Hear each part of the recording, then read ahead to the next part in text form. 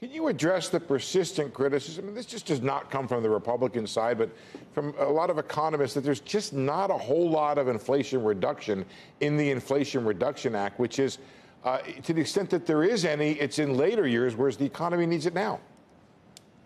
Well, with respect to healthcare costs, I think there will be an immediate benefit in the context of strengthening the Affordable Care Act and ensuring that the premium tax credit subsidies that enable healthcare to be affordable for more than 13 million Americans remain in place and don't subject it to the potential of dramatic increases in healthcare costs. That's an immediate benefit. Also, the seniors, of course, of this country will finally have an opportunity to have Medicare be able to negotiate prescription drug prices that are lower on their behalf using its bulk price purchasing power.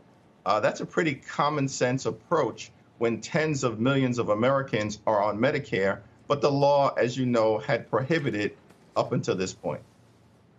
But the trouble with that is that the spending in the bill is upfront, and the deficit reduction, which is the thing that would be the most powerful when it comes to reducing inflation, is all in the back end, if I'm not mistaken, post-2025. Why isn't there more deficit reduction upfront, Congressman?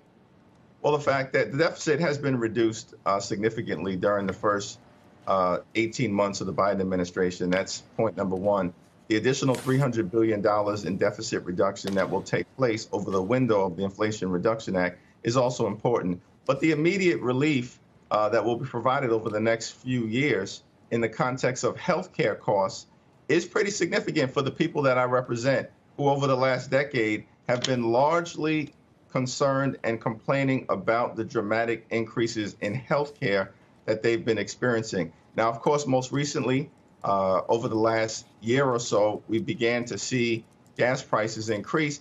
Thankfully, gas prices have also declined for the entirety of the summer, 7 consecutive weeks, every single day of this summer. And there's reason to believe, as you discussed earlier on this show, that that will be sustainable moving forward. And what the Inflation Reduction Act is going to be able to do is ultimately drive down energy costs as well by incentivizing efficiency in the context of energy, both on the residential side and the commercial side, and by hopefully stemming the tide of extreme weather events that are incredibly costly for the economy and for the American people. There's a Wall Street Journal editorial this morning that says this is all a big gift to China, in that China has all of the minerals that we need for electric vehicles and for batteries. Should we be doing more to onshore that production? Well, that's certainly something that we can take a look at in the context of a broader approach in terms of industrial policy to bring jobs back to the United States of America. That was the centerpiece of the CHIPS and Science Act. We recognize that semiconductor production was heavily concentrated in the Far East, in Taiwan and China. That was a geopolitical problem, a strategic problem, as well as an economic problem. And so in the context of trying to figure out more broadly, how do we bring domestic manufacturing jobs and other jobs back to the United States and reverse the trend of them going in the other direction for decades, I think that's a good thing and a reasonable thing to explore. Congressman, a bunch of your colleagues are over in Taiwan right now.